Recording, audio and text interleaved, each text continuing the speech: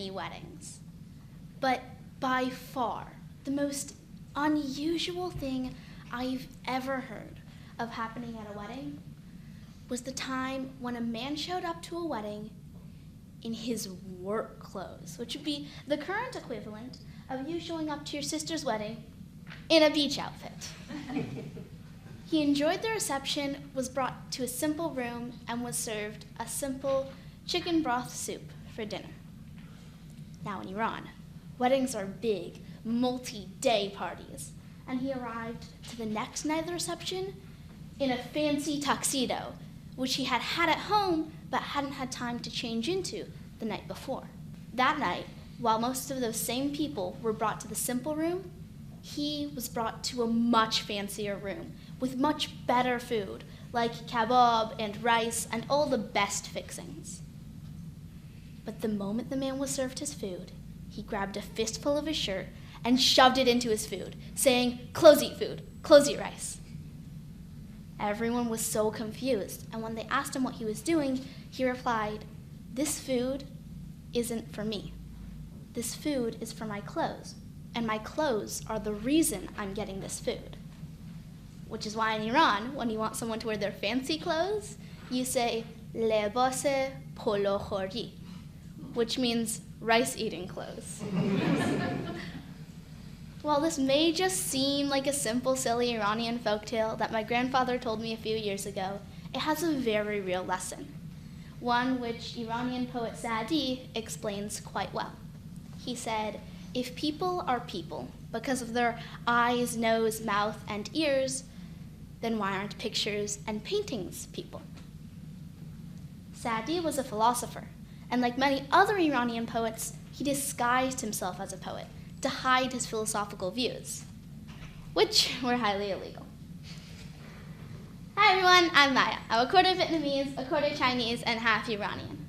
My mom is from Thewa, Vietnam, but Chinese by heritage, and my dad is from Tehran, Iran, where my grandfather is from as well. I've lived in West Seattle all my life.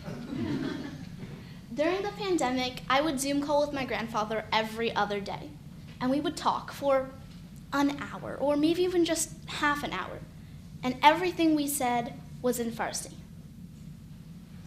While for most people, the quarantine pulled them apart, this quarantine brought me so much closer to my grandfather.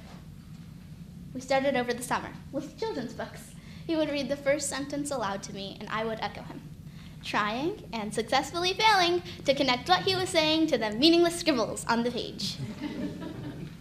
When I finally graduated from the children's books, he started teaching me poems by all the greatest Iranian poets, like Saadi, Hafiz, and Ferdowsi. One day, we finally got our own English copy of the famous Epic of Kings, and my grandfather started explaining each scene to me, page by page. In the over 2 years that we continued these calls, I formed a special connection with my grandfather, an unbreakable bond. And the picture of me here in gold is the first time I had ever gone to see my grandfather. He had always come to us, to visit us, but this time, me and my dad came to him. He lives somewhere in the middle of nowhere, somewhere in Saskatchewan, Canada, 2 hours away from the nearest hospital. But I remember every moment of that trip, how nice everyone in the town was, how nice he was to everyone in the town.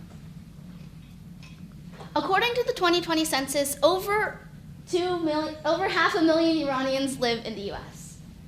And we're not alone. As of February 2024, there are 51.4 million first-generation immigrants in the US.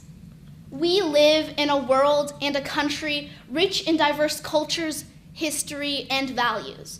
The world has so much to offer to us, and by learning just a little bit more about the world, we can learn so much more about ourselves. It can connect us to fascinating people and build great communities. You might not have an Iranian grandpa, but everyone has an interesting person they can talk to, which is why I want you to do 3 things over the next week. I want you to do 1, set up a call with someone you appreciate in your life. For me, that was my grandpa, but for you, that could be a sibling or your favorite barista. 2, I want you to find a piece of writing, like a poem or a folktale, and see what it makes you realize about yourself. And 3, I want you to try and connect with someone from an older generation and see what you might learn about how thrilling it can be to connect with someone who already has the wisdom that you need. In the past year, I did a presentation for my communications class, and we learned about our core values. My core value was communication, and all of these 3 things that I just told you to do involve communication.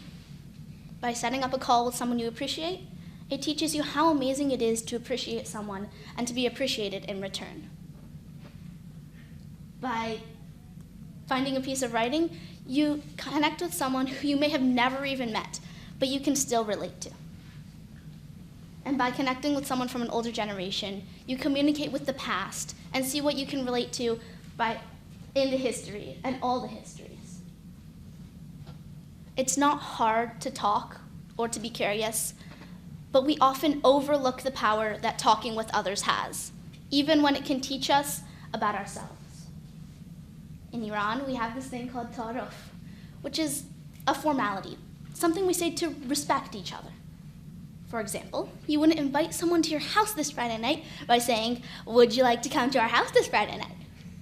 Which seems polite enough. You would say, "We would love to have your honorable presence bring honor to our humble home this Friday night." Yeah, intense. And I am so grateful to you, my audience, my honorable and distinguished audience, for your precious time and attention listening to my humble presentation.